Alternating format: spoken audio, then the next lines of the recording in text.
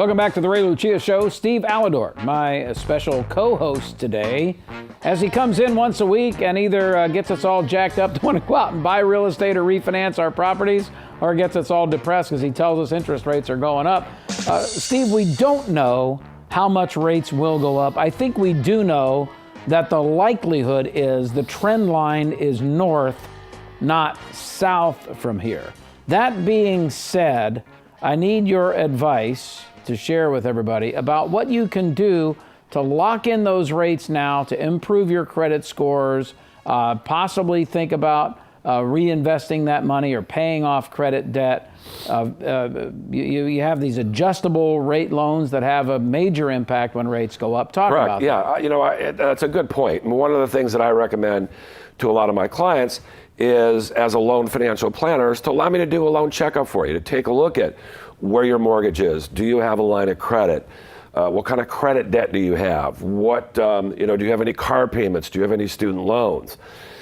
One advantage is if you can take that debt, put it together into your mortgage, assuming that you have enough equity. I mean, as an example, let's assume that you've got a $300,000 current mortgage and you've got $40,000 in credit card debt, or combination credit card debt, equity line, student loans. Let's say when we put everything together, we save $500 a month. So that $500 could free up cash flow for other things that you want to do. But if your mindset is you really like to pay off the debt, maybe you're a little hesitant into putting it into a mortgage over a 30-year period of time, here's what you do, is you get the new loan, you're saving $500 a month, you've got a rate in probably the low 4% range, you pay that extra $500 until you've paid off that $40,000 on your mortgage balance. I did a calculation before I came in, and in that scenario, you could have that $40,000 in debt paid off in just a little more than 3 years. Not only then do you eliminate that debt, at that particular point, you can continue paying down on your mortgage. You can start investing that money to potentially get a better return.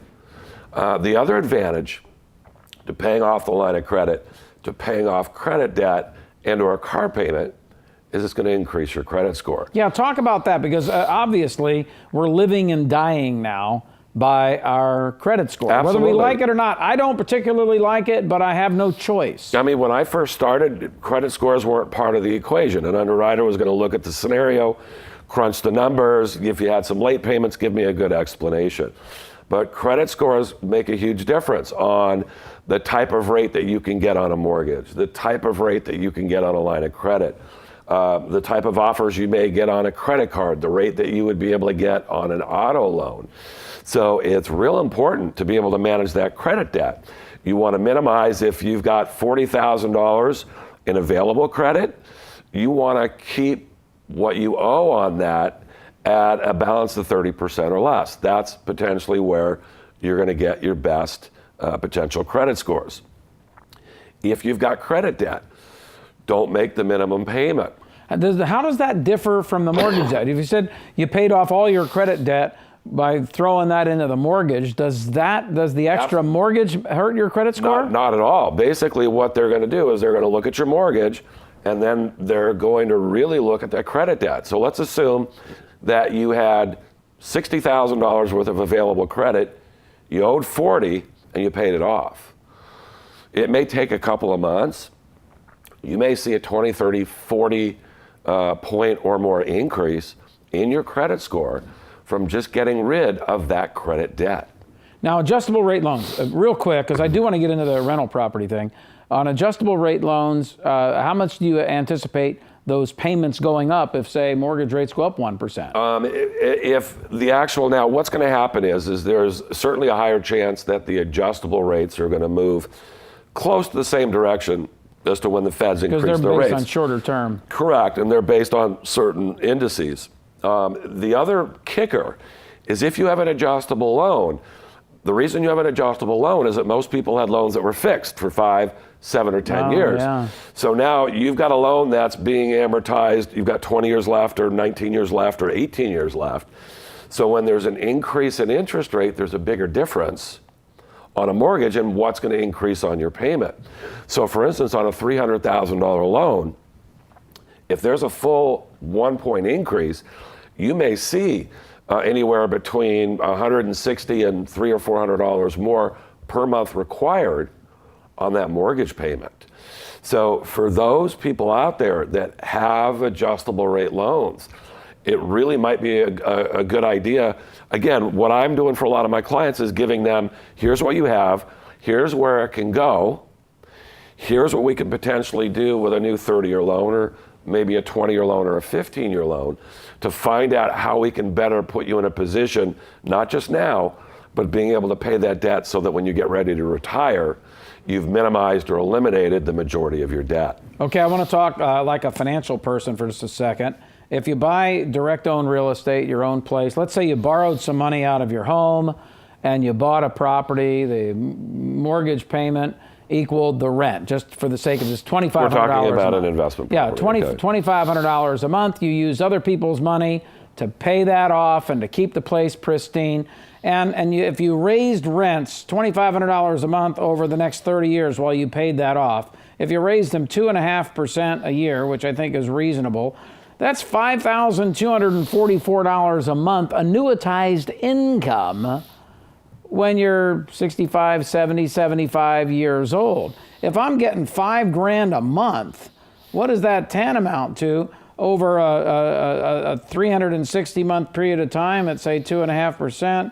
That's tantamount to having a couple of $1,000,000 in the bank. Well, that's a pretty decent investment. Here's another interesting point. Mortgage rates go up, less people able to qualify.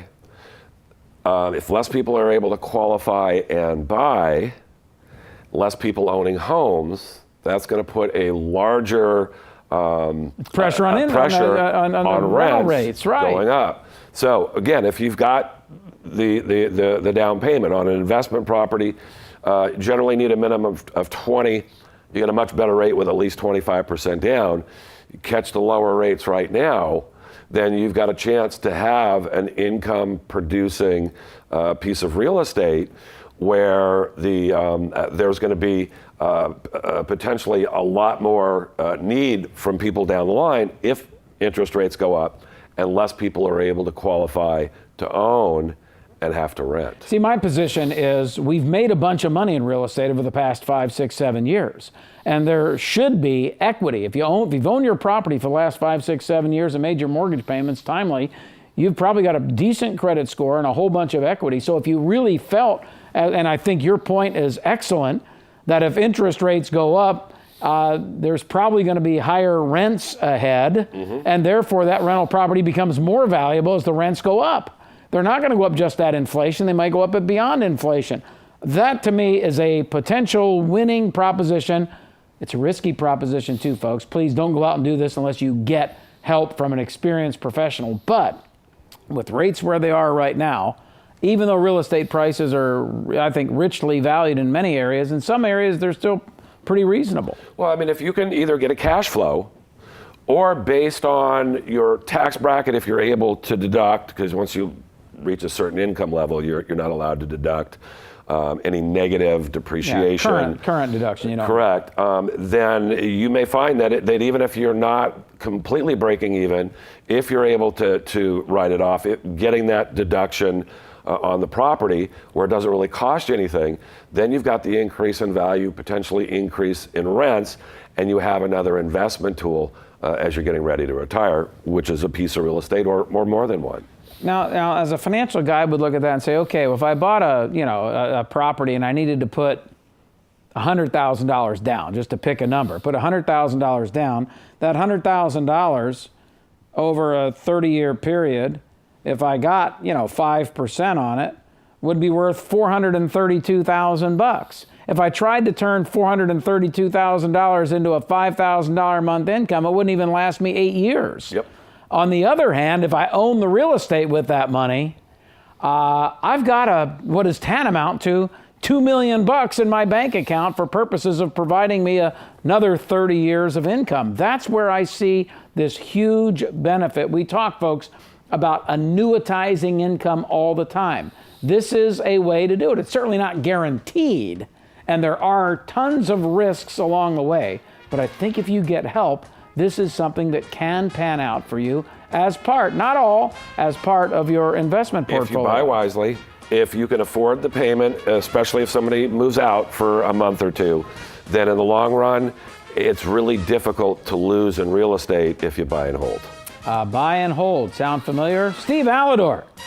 Fantastic job. LoanFinancialPlanner.com. That's LoanFinancialPlanner.com, because that's exactly what he does. Loan financial planning. Want to get those credit scores up? Want to perhaps think about taking money out of your property and buying a piece of real estate? 888-563-1070. LoanFinancialPlanner.com. Thanks, Steve. Always a pleasure. We'll be back.